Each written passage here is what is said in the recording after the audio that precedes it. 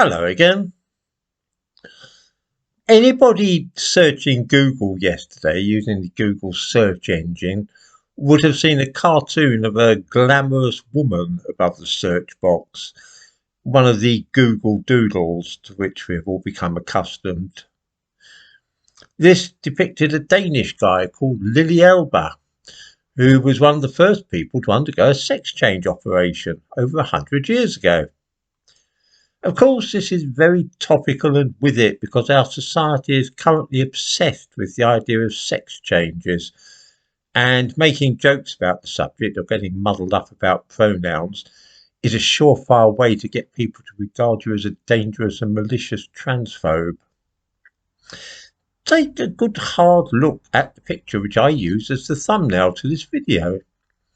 It shows a bloke called Alan Brennan, who was sent to prison last year for 22 years for the attempted rape of a child under 13, assault of a girl under 13 by penetration, 5 counts of sexual activity with a child, assault by penetration, 2 counts of sexual assault, sexual activity with a child, and 5 counts of indecent assault.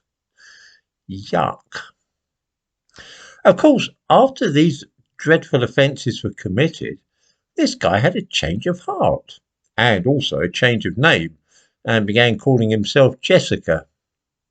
He's not the only fellow to try this trick. In the description to this video, in addition to a little bit about Jessica Brennan, I also give a link to a piece about a man who calls himself Eve Crawford. In August this year, he was convicted in Aberdeen of 4 charges of assault, 1 charge of threatening and abusive behaviour, and prejudice relating to sexual orientation. In newspaper reports, both Crawford and Alan Brennan are referred to as she and described as women. This is frankly mad. It means that in the crime statistics for offences committed by women, we find convictions for things like rape and attempted murder, which were actually committed by men. This, by the way, is why if you look at the statistics for crime in the United Kingdom, you'll find that the female offences are absolutely soaring over the last year or two. You'll find loads of women convicted of rape and GBH and all sorts of things. The dangers of allowing men of this kind to intrude upon spaces reserved for women should be quite obvious.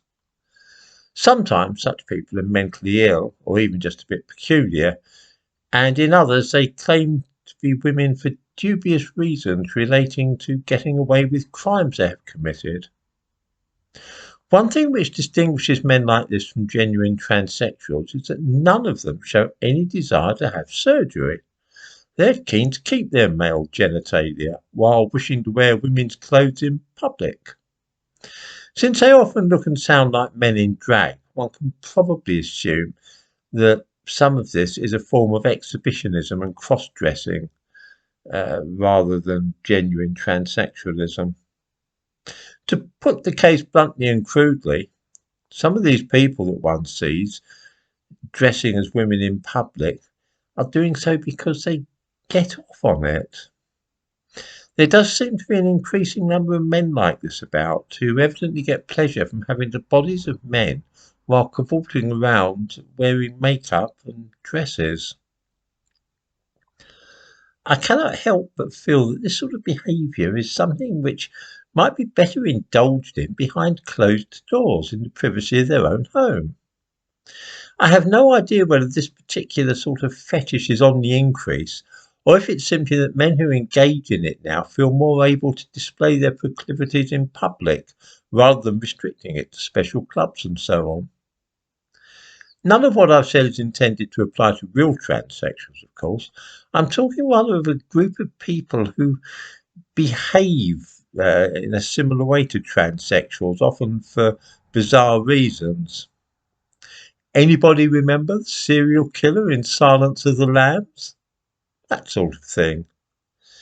These people are getting a good deal of mileage out of bleeding heart liberals who dare not call them out and are willing to blind themselves to what is really going on here.